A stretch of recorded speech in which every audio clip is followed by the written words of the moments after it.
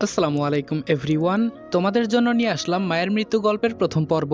তো চলো বেশি কথা না বলে গল্প শুরু করা যাক। আমার সৎ বাবা আমার চাচাতো বোনকে পেছন থেকে জড়িয়ে ধরে আছে, আর অপরদিকে আমার চাচাতো বোন হাসাহাসি করে রান্না করছে। এগুলো দেখে যেন আমার রাগ নিমিষেই উঠে গেল। এতটুকু বড় হয়েছি, আজ পর্যন্ত আমার আম্মু আমাকে বলতে পারবে না আমি কোনোদিন তাদের সাথে রাগ করে কথা বলেছি।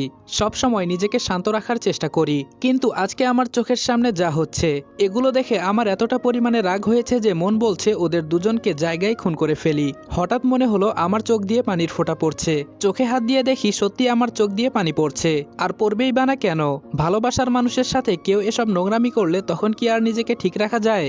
আমার এই চাচাতো বোন, ওর নাম মায়া। দেখতে শুনতে একদম পরীর মতো। যে কোনো মানুষ ওকে একবার দেখলে ওর প্রেমে পড়তে বাধ্য।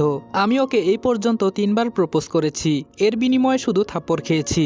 যখনই বলি আমি তোকে ভালোবাসি, অনেক অনেক ভালোবাসি, যা বলার